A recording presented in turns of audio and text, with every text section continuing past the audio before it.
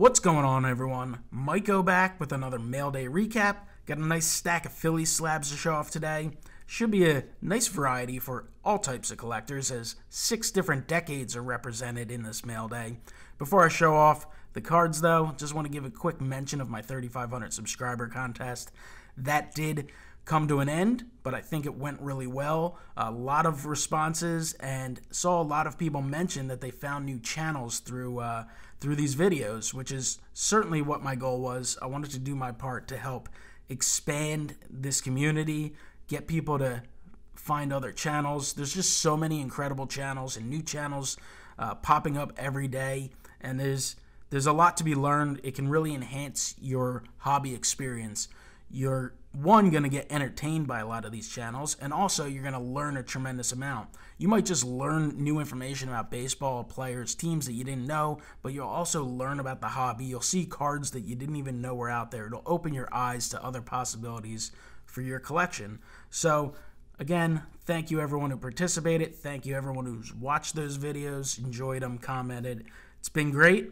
I will be back later this week with another mention of the contest, but until then, let's get through some mail. So we're starting off with the 2017 Bowman's Best Rhys Hoskins 97 Best Cuts Refractor Insert card. I actually already had this one, but I couldn't turn it down for the price. It was part of a group of these that I bought, so hey, when you can do combined shipping, you do it. Absolutely gorgeous card. One of my favorite inserts from last year's run of cards was the 2017 Bowman's Best 97 Best Cuts. I'm a sucker for the throwbacks to my childhood growing up as a collector in the 90s, and the Best Cut is just beautiful, incredible shine, awesome card. This is graded at PSA Gem Mint 10. As you can see, that shine is just outstanding. So if you guys are player collectors or team collectors, maybe even just insert set collectors, take a look at the 2017 1997 Best Cuts set from Bowman's Best. It's certainly not an expensive set at all. I mean, you could get most of the cards for probably $1 or $2 if you're just looking for raw. There are autograph versions, which are more challenging, and of course the atomic refractor version, which is gorgeous as well. But just wanted to share that nice pickup. And if you're into the shine, I'm sorry, that was about it. We're just going to go backwards from here, but it doesn't mean they're not awesome cards. This was part of that same grouping that I bought. It's from 2012 Topps Heritage. It's the Target Red Border Parallel. Chase Utley, PSA Mint 9. So Mint 9's not great, but still presents well in this holder. Chase Utley is a personal favorite of mine and beloved by Phillies fans everywhere. Had an unbelievable career. The peak of his career was Hall of Fame worthy. You know, there'll be a debate, of course, in the future whether he has a chance to get in. Was his career long enough? Because his peak wasn't exceptionally long. He just got bogged down with injuries and spent the last 5-6 years of his career as a utility player for the most part with the Dodgers, part-time starter, but unbelievable during his peak. Absolutely incredible. Had great postseason performances as well. And this is just a beautiful card, and for like $5, how can you not add it to your collection if you're a Phillies collector? So really nice there. We're going to go backwards a few decades now. Picked this one up because it was ridiculously cheap, and I just wanted an example. I mentioned at the beginning of this year that I want to add a Phillies card from a bunch of different sets from over the years, and that includes the 1979 TCMA baseball set. I just figured, hey, Kurt Simmons had a nice little Phillies career, popular Philly, and it's only a PSA 7, so it's no big deal. I mean, these aren't exactly the toughest cards to get, but for $1.99, I said, you know what, why not add this slab card to the collection? It's really cool, nice clean set. I know a lot of people love getting these autographed, love collecting the autographs, at least. I know Joey Brings It, I believe, has a bunch of the TCMAs from 79. He has an incredible autographed PSA DNA collection. So there's a nice card there I wanted to add. Also, wanted to mix it up a little bit and pick up a 1964 Topps Giants. This is a Johnny Callison PSA 8. There's a little look at the card there. Just a really nice card, nice example. Again, not expensive at all. Just trying to add some variety to the Phillies PC. So Johnny Callison was a fan favorite in Philadelphia. Made, I think, 3 All-Star games and a selection of All-Star appearances. So really cool card there. Gigantic slab, as you can see, does not fit on the stand like the others, but really cool pickup. And again, not expensive at all, so pick that one up. Here is a gorgeous card here, and this is going to be a shout out to Alex, Bowman 53. It's a 1953 Bowman Color Richie Ashburn PSA 5. The 53 Bowman colors are certainly popular, not exceptionally cheap. I'm sure you could wait out an auction, but I just wanted to pick one up, so decided to shoot some offers a few guys away. Kind of found the guy who had the best looking example at the most reasonable price. Sent a few offers, settled on something, picked it up, and it looks awesome for the Ashburn collection. Definitely trying to complete the entire run of Richie Ashburn cards.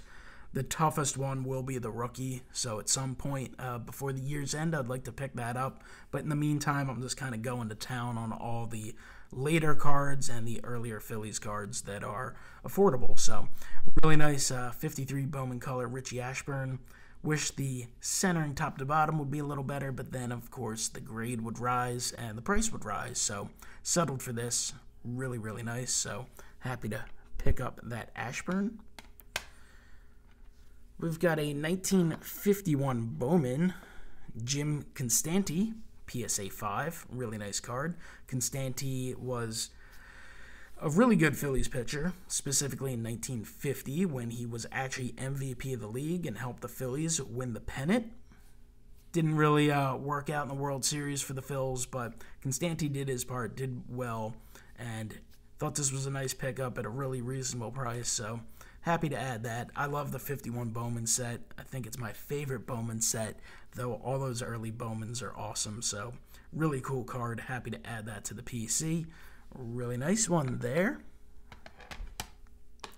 Next up, we have a 1951 Burke Ross Ken Heinzelman PSA 7. Just an absolutely awesome looking card. Look at that thing. The centering is phenomenal for a 50s card, in my opinion. Just looks awesome. Really cool. So the nice Burke Ross.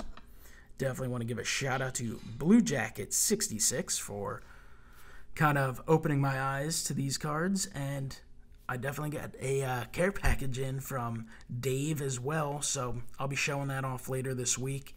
Dave, thank you for that. And more details to follow in future days in a future video, but really awesome card here. Happy to kind of, again, add variety to the Phillies collection and just trying to add an example from all the different sets that have come out over the years. So, beautiful card.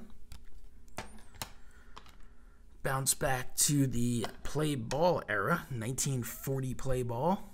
Maury Arnovich, PSA 6, so pretty solid grade for a 1940 card. Awesome looking card, look at it. Just old school stadium in the background, old school uniforms, just awesome card. Really happy to add this.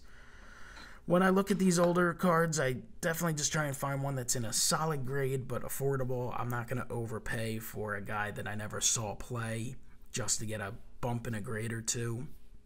But I do try and pick up a guy who made a little bit of an impact on the franchise. And Arnovich had some solid years. He was a All-Star in 1939, so had himself a good season there right before this card came out. So just awesome. Happy to add a 1940 play ball to the set. I mean, I've known play balls, been around for a long time, but I never really paid a lot of attention to them. Though I have seen so many in baseball collectors videos over the last year and a half or so that it definitely pushed me in the right direction to make sure I pick some up because they're certainly awesome cards. Got one final card to show off, and this is my first 1933 Gaudy, and it's Fred Brickell with the Phils in a PSA 3.5. See that old school Phillies hat there, big league chewing gum. Just awesome to add a card that's been around for so long, bouncing around people's collections or drawers or wherever it however it found its way into someone's collection, getting PSA graded, and eventually my collection. So really nice. Brickell was an outfielder for the Phils. It's kind of funny looking back on some of these old Phillies teams back specifically before the 50s, just really rough rosters and a lot of rough teams. And when you look at Baseball Reference and you look at kind of the history of the team, it's not a shock that they found their way to 10,000 losses. Obviously, the lengthy history of the franchise and the fact that they play so many games a year is a big reason as well. But they had some bad teams, so they certainly found a way to rough it up there for a while. But hey, Phils have actually been pretty solid in the last 40, 50 years. They've won their fair share of pennants, plus a couple World Series. So franchise has turned it around a bit, and hopefully looking good going forward. But this is a beautiful card. Again, just really excited to continue to add history to the collection. History in baseball cards, history in Phillies baseball, just awesome stuff. So comment below, let me know what you think of the pickups, the variety of pickups. Let me know. Do you have any favorites? Hit the like button, subscribe, and I'll talk to you next time. Have a great one.